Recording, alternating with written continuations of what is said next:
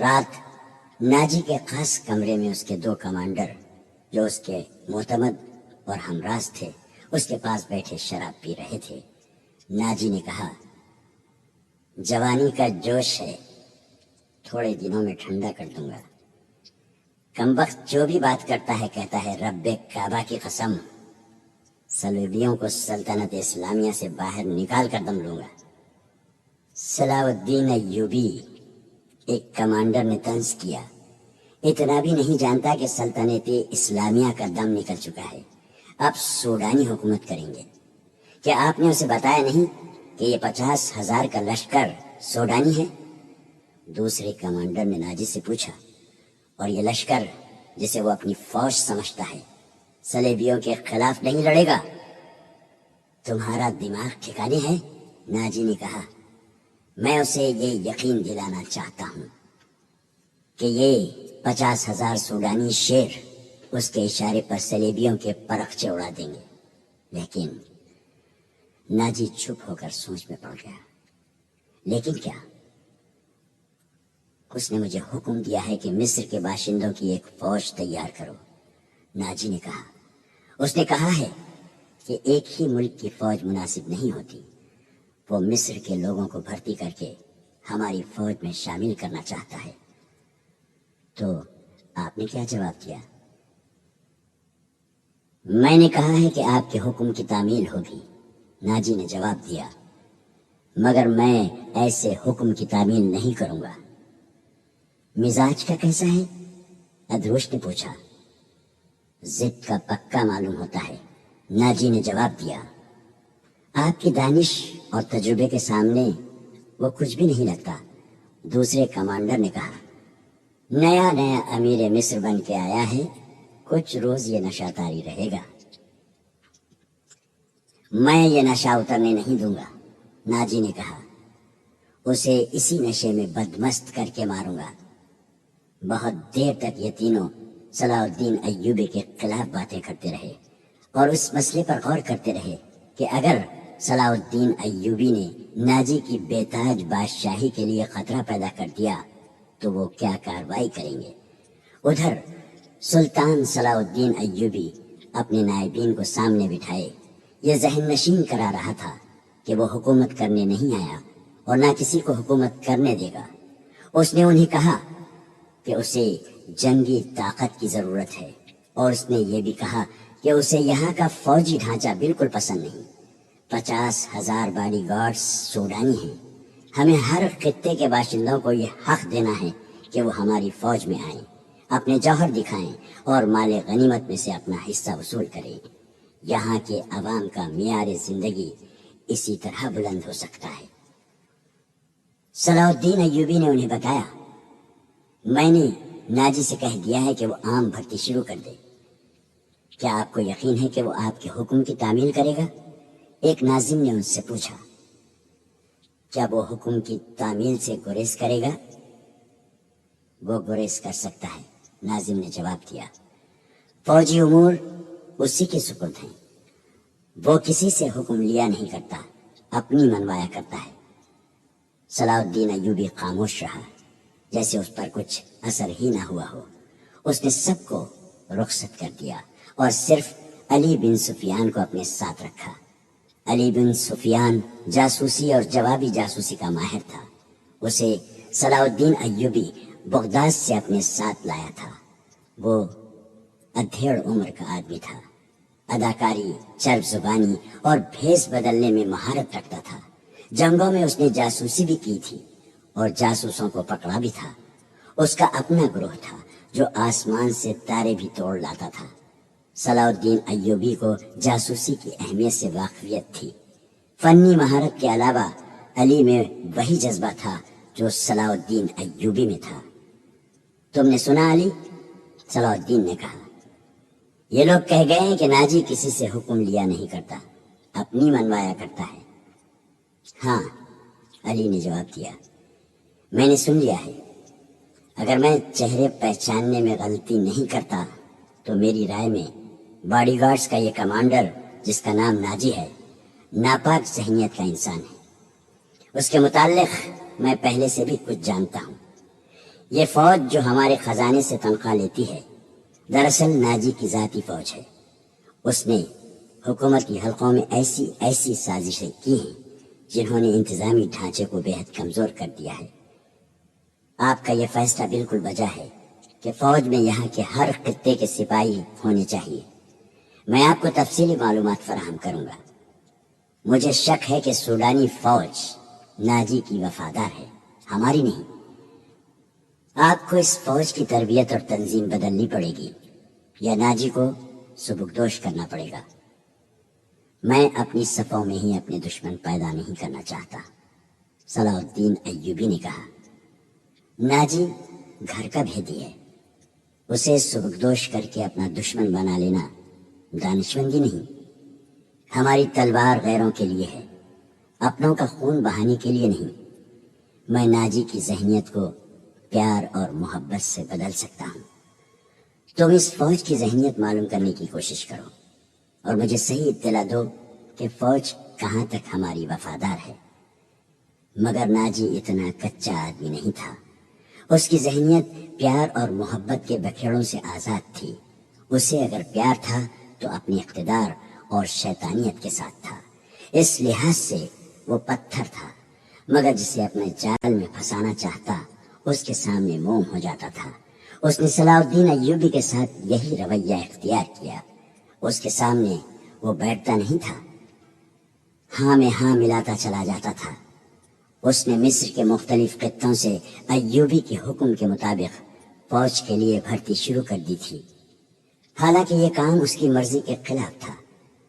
دن گزرتے جا رہے تھے، صلاح الدین ایوبی اسے کچھ پسند کرنے لگا تھا۔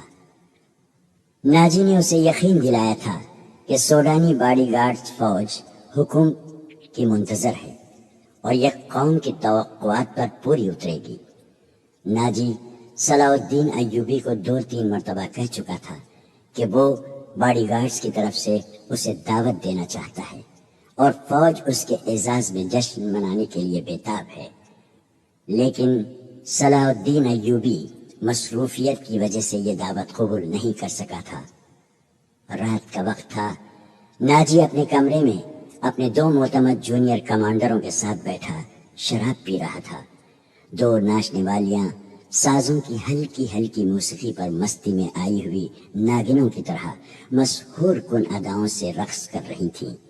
ان کے پاؤں میں گھنگرو نہیں تھے، ان کے جسموں پر کپڑے صرف اسی قدر تھے کہ ان کے صدر ڈھکے ہوئے تھے۔ اس رقص میں قمار کا تاثر تھا۔ دربان اندر آیا اور ناجی کے کان میں کچھ کہا۔ ناجی جب شراب اور رقص میں محو ہوتا تھا تو کوئی مقل ہونے کی جرت نہیں کر سکتا تھا۔ صرف دربان کو معلوم تھا کہ وہ کون سا ضروری کام ہے جس کی خاطر ناجی عیش و طرب کی محفل سے اٹھا کرتا ہے، ورنہ وہ اندر آنے کی جرت نہ کرتا۔ اس کی بات سنتے ہی ناجی باہر نکل گیا اور دربان اسے دوسرے کمرے میں لے گیا۔ وہاں سوڈانی لباس میں ملبوس ایک ادھیڑ عمر آدمی بیٹھا تھا، اس کے ساتھ ایک جوان لڑکی تھی۔ ناجی کو دیکھ کر وہ اٹھی۔ ناجی اس کے چہرے اور خط کاٹ کی دلکشی دیکھ کر ٹھٹک گیا۔ وہ عورتوں کا شکاری تھا، اسے عورتیں صرف اپنی عیاشی کے لیے درکار نہیں ہوتی تھیں، ان سے وہ اور بھی کئی کام لیا کرتا تھا، جن میں ایک یہ تھا کہ وہ نہایت خوبصورت اور عیار لڑکیوں کے ذریعے بڑے بڑے افسروں کو اپنی مٹھی میں رکھتا تھا، اور ایک کام یہ بھی تھا کہ وہ انہیں امیروں وزیروں کو بلیک میل کرنے کے لیے استعمال کرتا تھا، اور ان سے وہ جاسوسی بھی کراتا تھا۔ جس طرح قصاب جانور کو دیکھ کر بتا دیتا ہے کہ اس کا گوشت کیسا ہے، اسی طرح ناجی لڑکی کو دیکھ کر اندازہ کر لیا کرتا تھا کہ وہ کس کام کے لیے موزوں ہے۔ لڑکیوں کے بیوپاری اور بردہ فروش اکثر ناجی کے پاس مال لاتے رہتے تھے۔ یہ آدمی بھی ایسے ہی بیوپاریوں میں سے لگتا تھا۔ لڑکی کے متعلق اس نے بتایا کہ تجربے کار ہے، ناچ بھی سکتی ہے اور پتھر کو زبان کے میٹھے زہر سے پانی میں تبدیل کر سکتی ہے۔ ناجی نے اس کا تفصیلی انٹرویو لیا۔ وہ اس فن کا ماہر تھا۔ اس کے مطابق اس نے لڑکی کا امتحان لیا اور اس نے یہ رائے قائم کی کہ کہ جس کام کے لیے وہ ایک اور لڑکی کو تیار کر رہا تھا، اس کے لیے یہ لڑکی تھوڑی سی ٹریننگ کے بعد موزوں ہو سکتی ہے۔ سودا طے ہو گیا۔ بیوپاری قیمت وصول کر کے چلا گیا۔ ناجی لڑکی کو اس کمرے میں لے گیا جہاں اس کے دو ساتھی رقص اور شراب سے دل بہلا رہے تھے۔ اس نے لڑکی کو ناچنے کے لیے کہا۔ لڑکی نے جب چوغا اتار کر جسم کو دو ہی بل دیے تو ناجی اور اس کے ساتھی تڑپ اٹھے۔ پہلی دونوں ناچنے والیوں کے رنگ پیلے پڑ گئے۔ اس نئی لڑکی کے سامنے ان کی قدر و قیمت کم ہو گئی تھی۔ ناجی نے اسی وقت محفل برخاست کر دی اور اس لڑکی کو اپنے پاس بٹھا کر سب کو باہر نکال دیا۔ لڑکی سے نام پوچھا تو اس نے زکوئی بتایا۔ ناجی نے اسے کہا، زکوئی، تمہیں یہاں لانے والے نے بتایا تھا کہ تم پتھر کو پانی میں تبدیل کر سکتی ہو۔ میں تمہارا یہ کمال دیکھنا چاہتا ہوں۔ وہ پتھر کون ہے؟ زکوئی نے پوچھا۔ نیا امیر مصر، ناجی نے جواب دیا۔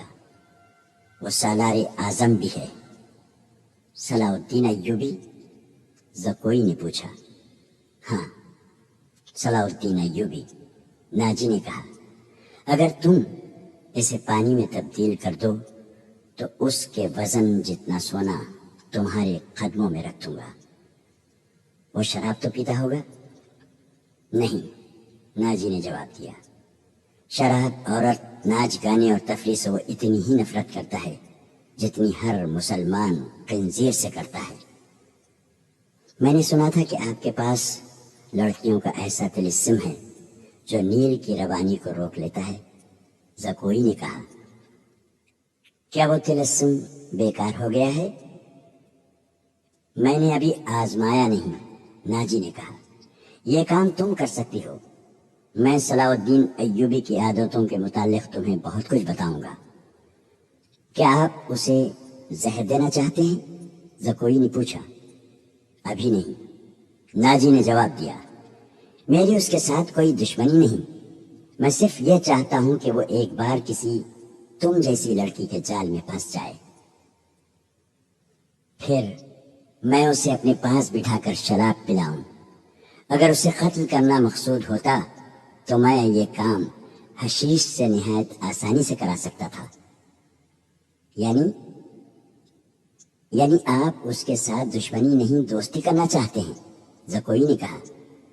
اتنا برجستہ جملہ سن کر ناجی چند لمحے لڑکی کو دیکھتا رہا۔ وہ اس کی توقع سے زیادہ ذہین تھی۔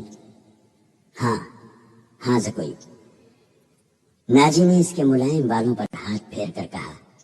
میں اس کے ساتھ دوستی کرنا چاہتا ہوں، ایسی دوستی کہ وہ میرا ہم نوالا، ہم پیالہ بن جائے۔ آگے میں جانتا ہوں کہ مجھے اس سے کیا کام لینا ہے، ناجی نے کہا اور ذرا سوچ کر بولا۔ لیکن میں تمہیں یہ بھی بتا دینا ضروری سمجھتا ہوں کہ ایک جادو صلاح الدین ایوبی کے ہاتھ میں بھی ہے۔ اگر تمہارے حسن اور ناز و انداز پر اس کا جادو چل گیا تو میں تمہیں زندہ نہیں رہنے دوں گا۔ اگر تم نے مجھے دھوکہ دیا تو تم ایک دن سے زیادہ زندہ نہیں رہ سکو گی۔ صلاح الدین ایوبی تمہیں موت سے بچا نہیں سکے گا۔ تمہاری زندگی اور موت میرے ہاتھ میں ہے، تم مجھے دھوکہ نہیں دے سکو گی۔ اسی لیے میں نے تمہارے ساتھ کھل کر باتیں کی ہیں، ورنہ میرے رتبے اور حیثیت کا آدمی ایک پیشہ ور لڑکی کے ساتھ پہلی ملاقات میں ہی ایسی باتیں کبھی نہ کرتا۔ یہ آپ کو آنے والا وقت ہی بتائے گا کہ کون کس کو دھوکہ دیتا ہے، زکوئی نے کہا۔ مجھے یہ بتائیے کہ صلاح الدین ایوبی تک میری رسائی کس طرح ہوگی؟ میں اسے ایک جشن میں بلا رہا ہوں، ناجی نے کہا۔ اسے رات اپنے ہاں رکھوں گا اور تمہیں اس کی خوابگاہ میں داخل کر دوں گا۔ میں نے تمہیں اسی مقصد کے لیے بلایا ہے، آگے میں سنبھال لوں گی۔ وہ رات گزر گئی اور پھر اور کئی راتیں گزر گئیں۔ ساتھ بتاتا رہوں گا، آپ مطمئن رہیں۔ میں نے اس کے گرد جاسوسوں کی ایک ایسی دیوار چن دی ہے جس کی آنکھیں بھی ہیں، کان بھی ہیں، اور یہ دیوار متحرک ہے۔ یوں سمجھ لیں کہ میں نے اسے اپنے جاسوسی کے قلعے میں قید کر لیا ہے۔ صلاح الدین ایوبی کو علی بن سفیان پر اس قدر اعتماد تھا کہ اس سے اس کی درپردہ کارروائی کی تفصیل نہ پوچھی۔ علی نے اس سے پوچھا، معلوم ہوا ہے کہ وہ آپ کو جشن پر مدعو کر رہا ہے؟ اگر یہ بات صحیح ہے تو اس کی دعوت اس وقت قبول کیجیے گا جب میں آپ کو بتاؤں گا۔ ایوبی اٹھا اور ہاتھ پیٹھ پیچھے رکھ کر ٹہلنے لگا۔ اس کی آہ نکل گئی، وہ رک گیا اور بولا، بن سفیان، زندگی اور موت اللہ کے ہاتھ میں ہے۔ بے مقصد زندگی سے کیا یہ بہتر نہیں کہ انسان پیدا ہوتے ہی مر جائے؟ کبھی کبھی یہ سوچ دماغ میں آ جاتی ہے کہ وہ لوگ شاید خوش نصیب ہیں جن کی قومی حص مردہ ہوتی ہے اور جن کا کوئی کردار نہیں ہوتا، بڑے مزے سے جیتے اور اپنی آئی پر مر جاتے۔ وہ بد نصیب ہیں امیر محترم، علی نے کہا۔ ہاں بن سفیان، صلاح الدین ایوبی نے کہا، میں جب انہیں خوش نصیب کہتا ہوں تو یہی بات معلوم نہیں کون میرے کان میں کہہ دیتا ہے جو تم نے کہی ہے، مگر سوچتا ہوں کہ ہم نے تاریخ کا دھارا اس موڑ پر نہ بدلا تو ملت اسلامیہ بکھر کر وادیوں، جنگلوں اور صحراؤں میں کھو جائے گی۔ ملت کی خلافت 3 حصوں میں بٹ گئی ہے۔ امیر منمانی کر رہے ہیں اور صلیبیوں کے اعلی کار بنتے جا رہے ہیں۔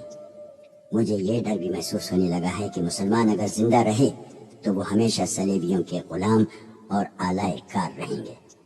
وہ اسی پہ خوش رہیں گے کہ زندہ ہیں مگر قوم کی حیثیت سے وہ مردہ ہوں گے۔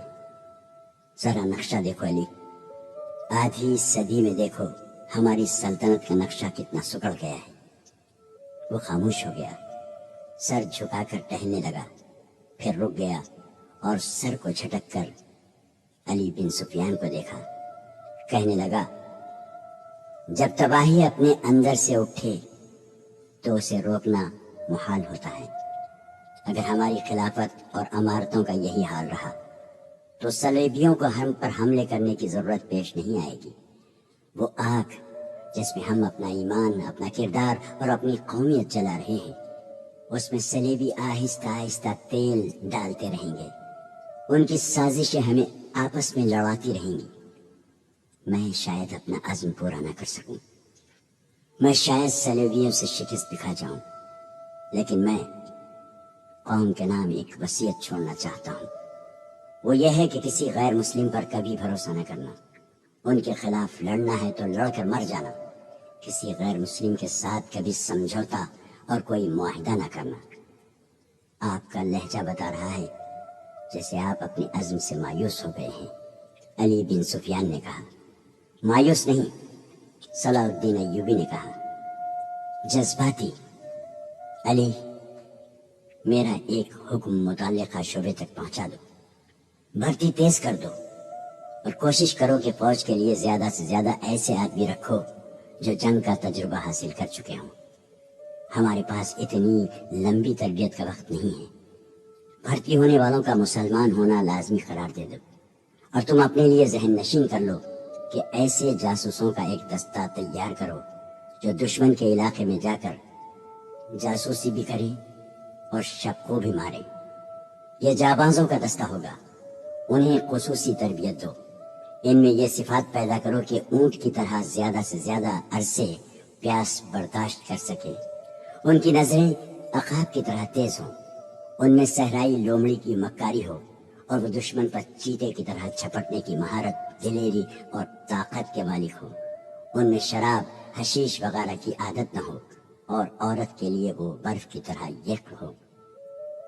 بھرتی تیز کرا دو بن سفیان، اور یاد رکھو میں ہجوم کا قائل نہیں، مجھے لڑنے والوں کی ضرورت ہے، خواہ تعداد تھوڑی ہو، ان میں قومی جذبہ ہو اور وہ میرے عزم کو سمجھتے ہوں۔ کسی کے دل میں یہ شبہ نہ ہو کہ اسے کیوں لڑایا جا رہا ہے۔